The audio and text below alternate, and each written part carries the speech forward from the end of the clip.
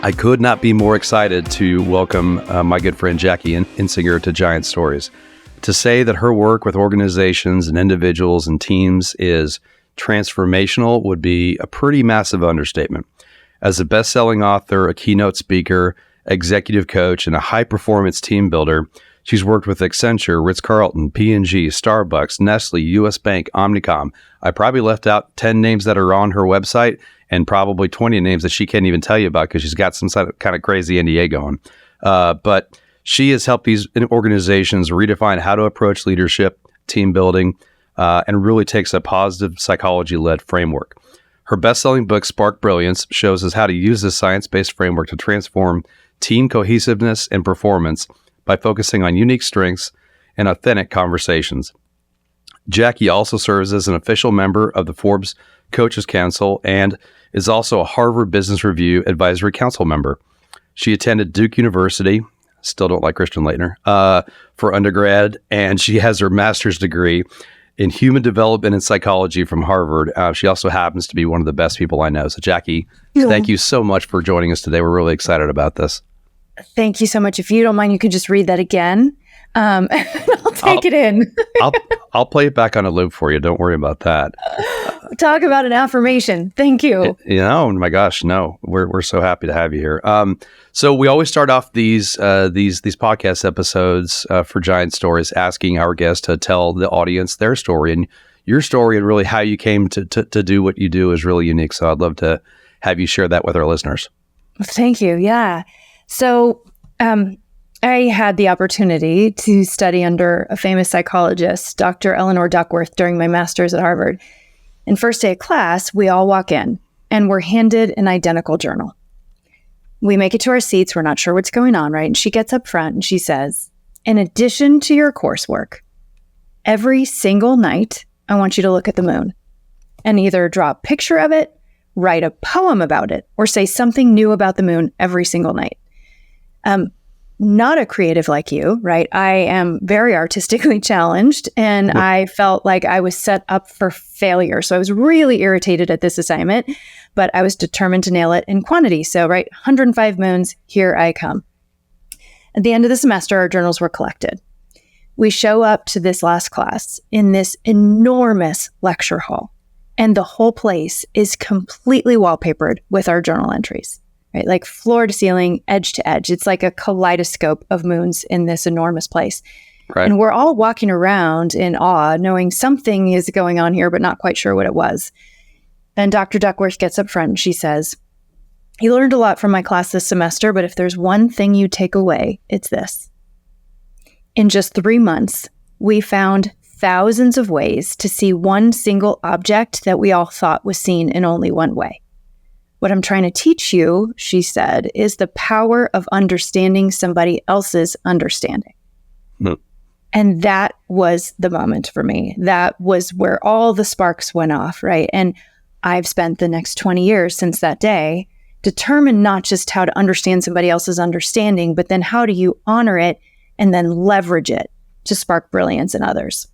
And that's kind of that moment in my life. You know, we always have these series of moments that matter, I call it. And that was a moment that mattered that set me on this trajectory to where I am now.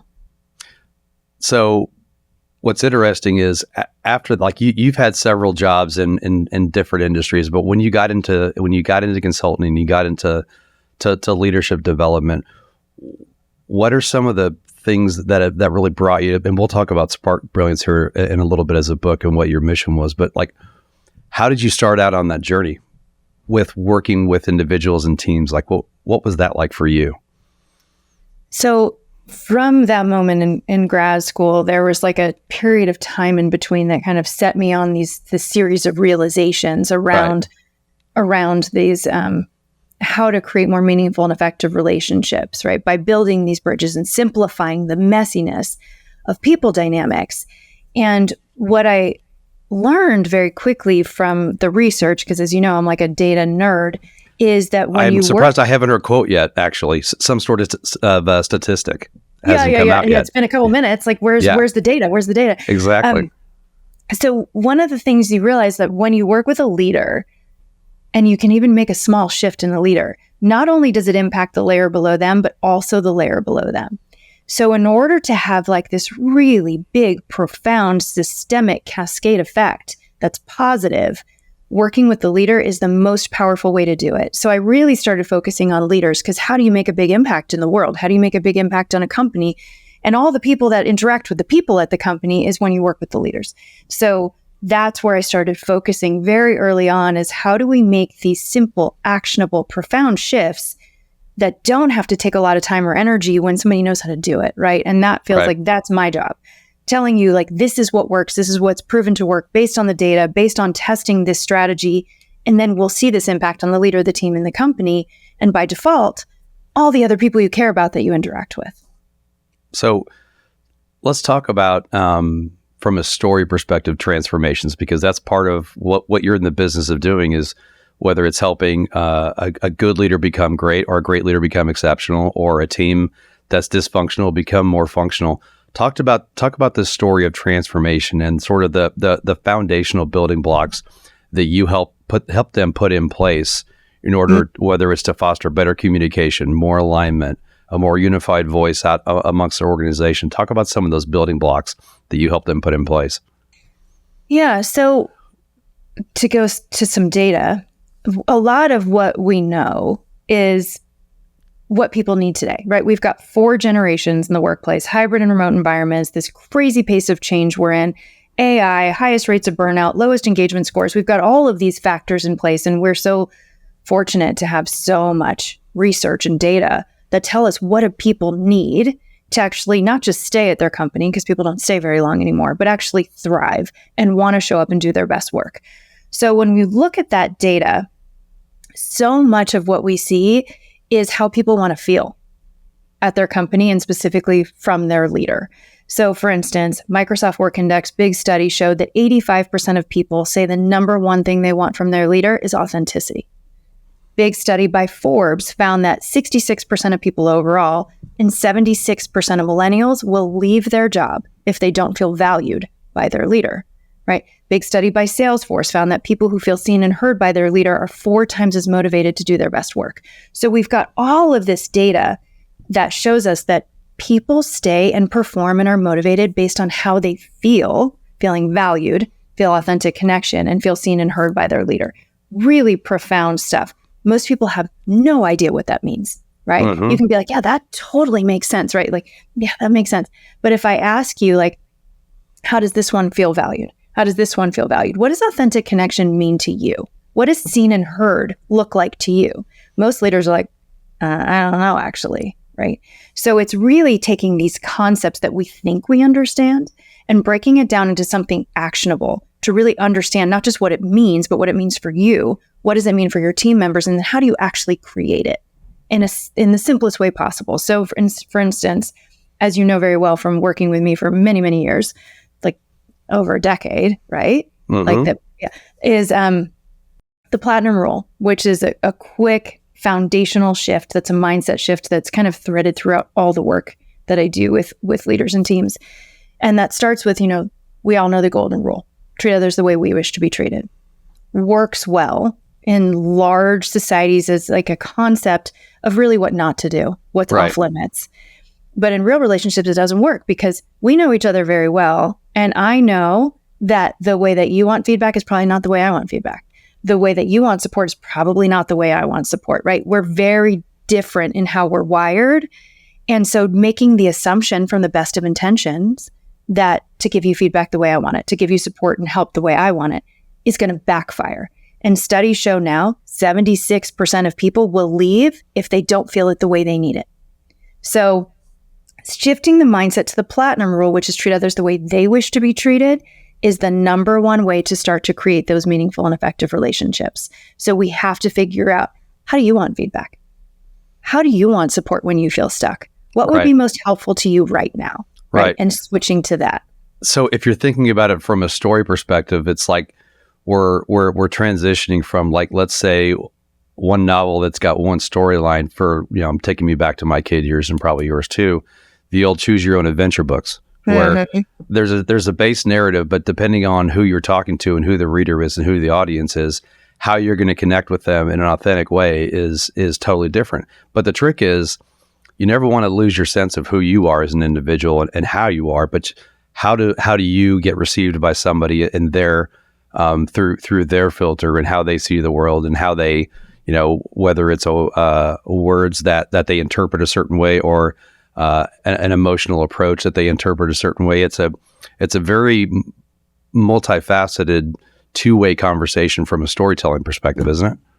Completely. It's an unlimited storytelling, just like the moon, right? There's an unlimited amount of moons. Right. And we all have our own perspective. And a moon is not emotionally charged, right? You don't have like your experiences and all of your emotions and all of these things that color it and add this real, like a powerful energy to something based on our past experiences that we bring to a situation.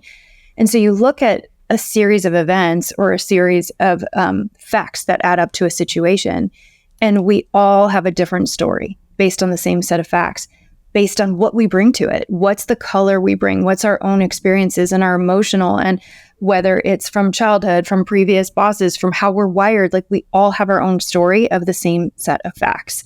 And knowing that and being able to show up to a set of facts, knowing that we all have a different story from the same thing, really opens up how we address people and how we interact with people. Well, and it also gets into what a lot of organizations, some probably less now than even a couple of years ago, but what a lot of organizations continue to do to really embrace the idea of what DEI was intended to do was like, look, we are bringing in people with more, and especially for a creative organization, when you're bringing people in from more backgrounds who have more different life experiences, different perspectives, it's one thing to get them in there, but it's also, to your point, entirely another proposition to make them feel seen and heard and respected and actually integrated into the story of that organization, right? Completely. And, I go down to the nuance of that, which is cognitive diversity, which is the inclusion of people with different perspectives, different ways of seeing things, different skill sets, different strengths, different moons, right? It all goes back to that, we all have this unique lens through which we see the world. And big studies by Harvard Business Review show that teams that have higher cognitive diversity and leverage it perform over 100% better than teams that share similar perspectives. So as the leader, it's your job to pull out and honor and leverage all of these different viewpoints. And it doesn't mean like you can look at that as like, oh my gosh, I'd get stuck, right? It's all these different things and you can't get consensus with all these different things. It's not about consensus. It's about having this rich, diverse room of different lenses to pull from to make better decisions, greater innovation, bigger outputs, and, better profits when you do that. Yeah, for sure. I want to talk about leadership specifically. So you talked about authenticity is, something that companies and employees crave, and if they don't get that, then they're likely to look elsewhere for it. Mm-hmm. You talk about empathy and the platinum rule. What are other key qualities of the modern leader based on your research that are critical? Yeah, well, huge is being able to adapt and pivot and see opportunity through challenges. That we are in. Have you heard the term VUCA? Yes. Yes. Volatility, uncertainty, complexity, and ambiguity, I think. Somewhere around there. And there you go. Good job. All right. So VUCA is something that I focus on a lot right now. VUCA used to be a term in the military, right? We're going through this VUCA period. It's volatile, uncertain, complex, and ambiguous. We need to hunker down to get through this time. Right. And now VUCA is our new normal, right? We are in like a VUCA period. And VUCA is kind of, I think, where we're saying this is kind of our new for good, right? This volatile, uncertain, complex, and ambiguous. The pace of change that we're in is so fast. There's a lot of unknowns. Enter AI, enter all of these different things going on in the world. We just know that change and this pace of change is constant now. This is our new normal. And we have to be able to live in that space and see opportunity in this place of volatility, uncertainty, complexity, and ambiguity as a leader. And one of the things that's a little controversial, I think that I believe, is I don't really believe in change management. When you look at, this is how I look at it. Here's a visual for you. Here's a little bit of a story visual. Okay. So as the leader, you're the captain of your ship, right? And you're on your ship and you see a big wave coming. And this is how we traditionally lead in change, is here's this wave. All right, here's this big wave coming. Let's prepare. Let's call and affirm. How are we going to prepare for this wave? Do we have the right people? Are they in the right position? Do we, what's the direction of the wind? Are we standing in the right places? Okay, we're ready. Here comes the wave. We're a little bit wet. Things are a little bit damaged, but we got through it. All right, team, we got through the wave. Here's another wave. Let's prepare for the wave, right? Are we in the right position? What's the direction of the wind? Let's get ready. We hunker down. It is exhausting, right? You're soaking wet at this point. You're exhausted. You're burned out. Your team's like, we got through it. High five. What's the next one, right? This is not sustainable because the waves keep coming and coming and coming. It didn't used to be like that, right? It used to be maybe every year, every couple years, here's this wave, we get change management in place. We can't manage through change anymore because change is our new normal. So the way that I look at this is now like elevate to a 30,000 foot view and look down. It's just wavy water. That's all it is. It's not the series of waves. We're on wavy water. So do we have the right boat?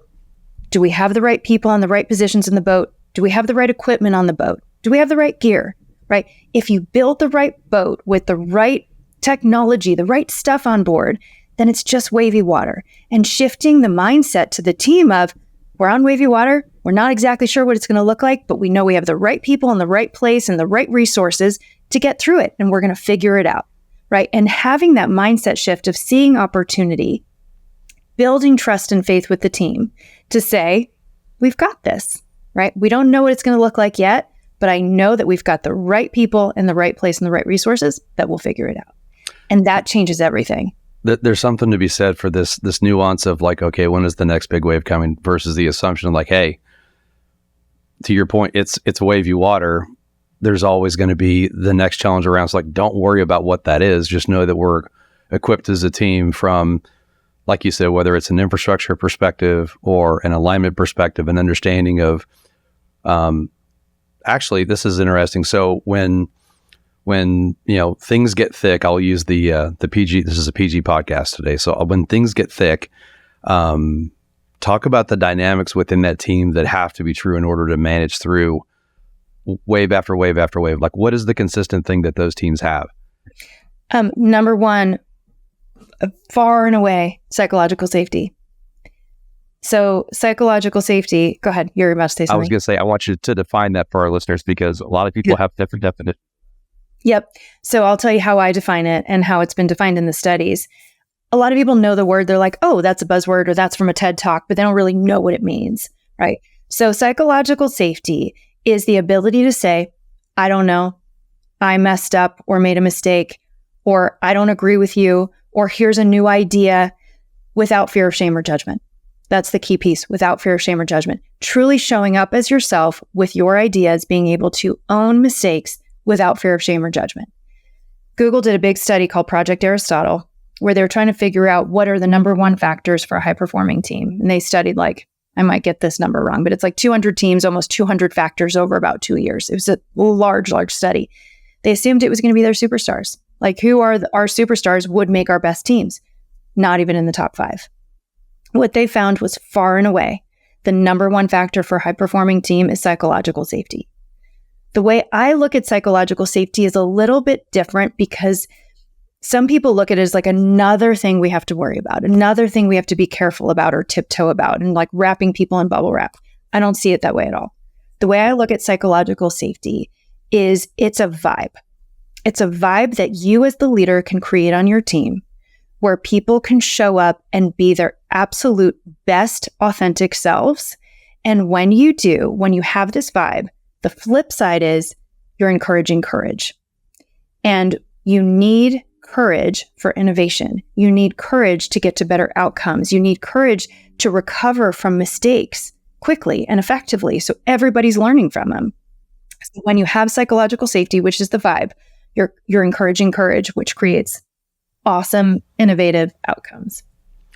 So you've had the privilege of working with companies across a variety of categories, and whether it's a company you worked with or a company that you've admired, talk about some examples of companies and company cultures that you think are ready to withstand that wavy water, or have demonstrated that they do it on a pretty consistent basis? I think the theme across the companies, first of all, the leaders, it always begins with them. And I know you repeat that all the time. Like, it begins with us. It begins with you. As the leader, you set the tone. So they all across the board are transparent. They show vulnerability. They own and share their own mistakes and what they learned from them, right? And showing that openness and encouraging team members when they do make mistakes, that it's okay. Let's share it. What can we learn from this? How do we recover quickly so that everybody's learning and growing, so everybody doesn't have to make their own series of mistakes? That's a really big way to model that from a leader's perspective, to create that psych safety on the psychological safety. Sorry, psych safety is the same thing on the team. So talk about this. I think maybe sometimes it's a conflation, or it's a tension, I'm not exactly sure, between this idea of vulnerability and transparency. Like, transparency for organizations is obviously really important, but it doesn't, like, if you're honest, obviously you're putting yourself out there in a more vulnerable way. But I think some organizations and even some leaders sometimes misinterpret what transparency really means, because some people want to be, hey, I'm going to be transparent and I'm just going to spill my guts. And it's like, okay, well, is that the most productive way to give people the information that they probably need to know? Like, talk about that sort of tension between those two things. That's a really great point. And you're right, it is a really fine line. And you don't want to instill fear by, as a leader, you have privilege to certain information that probably could cause a lot of anxiety or unsettled disruption in a company or in a team. So you have to filter through that, because how your team feels is everything, right? So being transparent so they trust you, and making sure that you keep that optimism outlook when that is there, right, is really, really key. So it's like this, I call this Ted Lasso leadership, right? Like this really magical intersection where authenticity and positivity meet, right? So being able to be authentic and sharing, like, yeah, this is a really tough time, right? We all know that XYZ, or we just went through a round of layoffs, and we know that's really hard for all of us. And for those that are left to be sitting in this space, and there's a lot of fear that comes through, and I want to be able to be here for you to answer questions, to support you through this as best we can, and make sure that we stay strong and cohesive as a team. And I believe that we're all going to figure this out, and it's going to be a process, and I don't have the answer yet, but we're going to work through this, and I'm going to share it with you as we go, right? Like, somehow, like, instilling that intersection, right? Authenticity and positivity is so key to leadership today when there's so much unknown. Well, and there are so many examples of blind optimism, or just naivety, head in the sand optimism. And it's funny how many memos that are leaked from companies, whether it's a email from a CEO about the state of things, where you can tell that they're just whistling past the graveyard when they're talking to their employees and team members about what's going on. And those are the things that go viral in a really bad way, whether it shows up on Glassdoor about how a company treats their employees, or even sometimes it makes it to papers and makes it to the street, and all of a sudden investors get antsy, or they misinterpret that, and you're really, as somebody who tries to be optimistic but does it in a very blind, naive way, you're really doing a lot of damage to your company. Right, because there's no trust. Right. Right. And so that's where we talk about a lot this idea of practical optimism versus irrational optimism, or toxic positivity, which we hear about today, right? So that is not serving. As leaders, you do not have the luxury of denial. Nobody has the luxury of denial. And so you have to have that trust. So I call it practical optimism, which is looking at reality. Let's really look at the thing, right? And then look toward the future, thinking, what are some possibilities from this challenge? What are some solutions in this situation, right? And coming back to that belief, do we have the right people in the right spots, to get to the right outcome, whatever that looks like? So I think that's the looking at reality and then opening up to potential solutions. So continuing on this idea of optimism, this is a more grounded conversation. I know that a lot of times you like to start off meetings with your teams or with the companies you work with, and you encourage them to do the same about what's good. What's a quick win? Talk about the psychology of talking about even the most minute positive step or accomplishment that a team has before you get into a broader conversation, whether it's going to be tough, good, whatever. Yeah. So there's something called a power lead. There's a lot of research around this from Michelle Galen, who's a big positive psychology researcher, that how you start an interaction is directly correlated to how it ends. So when you start in an open mindset, in a positive mindset, you're moving into that prefrontal cortex of your brain that is open, where you can get those connections, where you can see the positives and solution and rational thinking, rather than being in a stressed out place where you don't have access to that. So we want to set the tone where people are leaning in, where they're open and in that creative thinking place in their brain.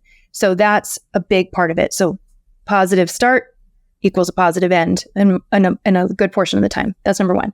Number two is when you're thinking of a win and talking about wins, it elicits dopamine. And that's that hit, that's that feel-good hormone. And what happens is the more series of these small wins that you can recognize, the more dopamine release, which creates a dopamine loop. Then the anticipation of something positive becomes a hit in itself, right? So you start releasing dopamine in anticipation of another positive. So you create this loop, and that's where momentum comes from. When you only look at the good as like this big finish line, as the touchdown, right? Then it's really hard to see it at all. There's something called the goal gradient effect. I'm throwing out so many things right now. Tell me if this is too much. Just keep it rolling. Okay, keeping it rolling. The goal gradient effect is the closer you are to the finish line, the faster you run.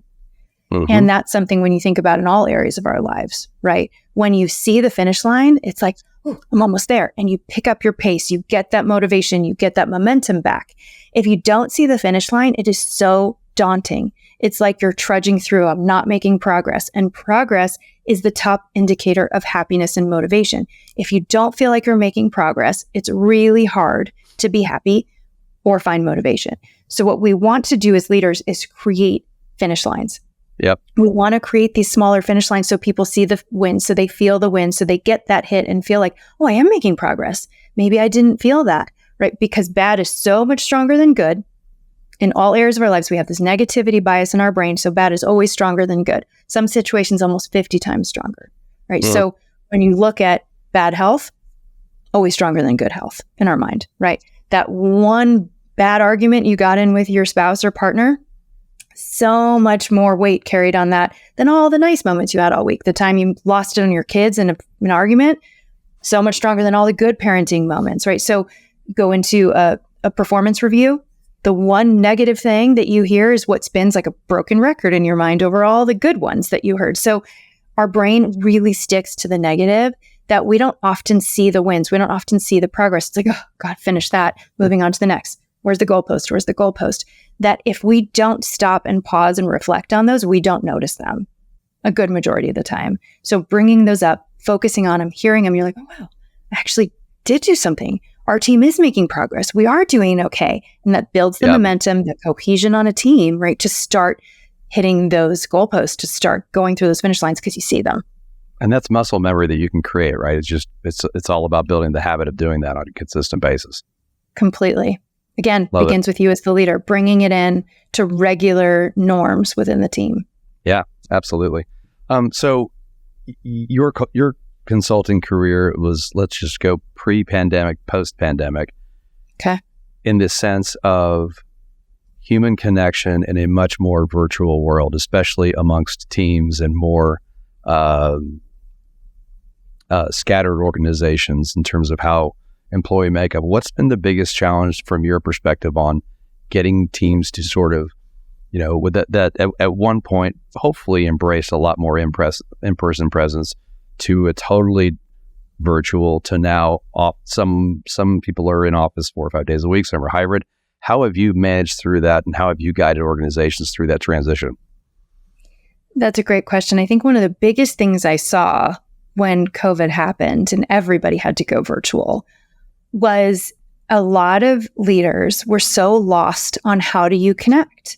And there's something I call culture theater, right? Where there's this like cover up, right? Where in person we had kombucha on tap and Taco Tuesdays and foosball tables.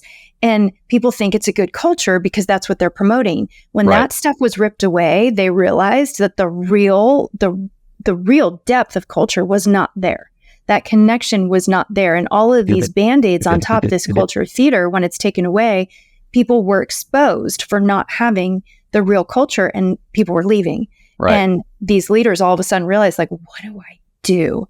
So the good that came out of that was you had to create it. You had to create that connection. People had to feel significant. They had to feel like they brought value and they were seen for who they are, not just checking a box. Right. And that's a lot of work. But the rewards for that, the ROI is huge. Right. And so that was a really amazing thing to see, was the leaders who were raising their hand saying, like, I need to do this work. So that was a huge, great output of that. I think what we learned too is the magic happens in the moments, not in the meetings. And when you're virtual, it's just meetings, right? You don't have those moments. So how do you create those moments in a virtual environment where you can have that magic, where you have those conversations, where you are connecting, walking to the bathroom or going after the meeting or being like, oh, I'm walking in my car. You too. Let's just talk. Like those little moments. And that's where ideas come from. That's where connection comes from. That's where that personal piece comes in. Yep. And it's not natural in a hybrid environment. And so how do we create those moments? How do we create that connection that's a little more intentional and a little more deliberate when you're remote? Yeah. I think we're all still trying to figure that out. I mean, I'm, as somebody who historically always enjoyed the chance to walk the halls and, ask somebody how they were doing and actually mean it and actually want to listen to it. It's still weird to me to pop in on Teams and just, chat somebody up and see how they're doing. So I think we're still trying to find ways to be more authentic about that.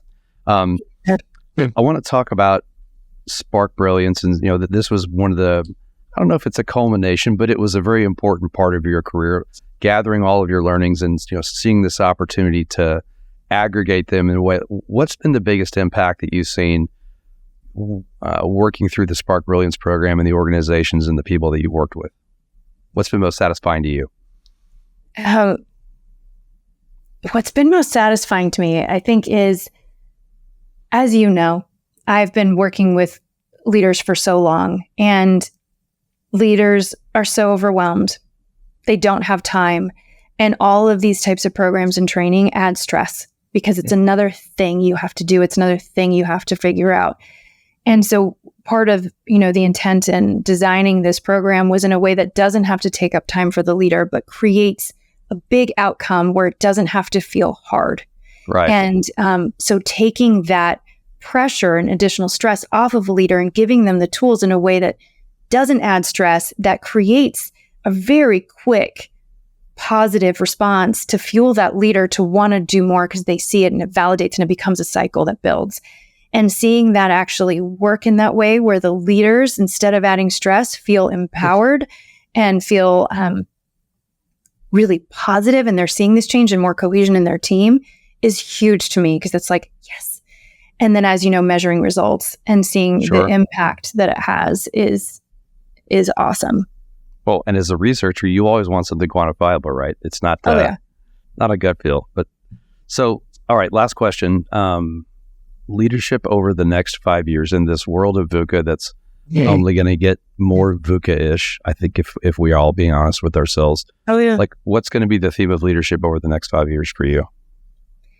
To me, it's really about pivoting through disruption. It's about leading through these tornadoes of change that we're living in right now, with all of these things hitting people in different ways. It's a lot about generational changes. We've got 4 generations active right now. By end of 2025, 30% of the workforce is going to be Gen Z. The majority of the workforce will be Gen Z and millennials. A lot of the high-level leaders will be Gen X. And how do we create that connection instead of this, like, I don't know how to do this. This is like this. This is demanding here. This is that. We have to be able to adapt as leaders to the new generations. They will not adapt to us. We have to adapt to them. All of this is about being able to pivot. and amazing leaders, the highest level, most seasoned leaders at these huge organizations I get to work with, exceptional leaders. What worked 5 years ago isn't going to work next year. So it's just up-leveling your skill set and your mindset. It's not about redoing. It's not that you're not an effective, amazing leader. It's taking a great leader, helping them become an extraordinary leader for all of these changes that are going on right now. So it's not undoing. It's not this very specific type. It's that we have to shift with the world as it's changing to keep up. So we're fit for future leaders instead of trying to lead how we effectively led a few years ago, because it doesn't work anymore. Totally agree. Thank you. May everybody, from an organizational leadership perspective, be on that train, because I think it's only going to get more challenging. And the problems we think we might have, I think we probably only know 20% of what's really coming. So having those qualities innate in our organizations will be critical. Jackie, my friend, this has been amazing. Thank you so much for your time. Again, for all of our listeners out there, if you haven't read Spark Brilliance, do yourself a favor. It's a very easy, very practical read, and she's produced a gift for all of us. So I hope you're able to get a hold and read it. So Jackie, thank you so much. Appreciate it. Thank you. Giant Stories is a production of Medium Giant and our parent company, the Dallas News Corporation. Interested in learning more about how your brand's story can be better told and sold? Visit mediumgiant.co or send an email to hello@mediumgiant.co.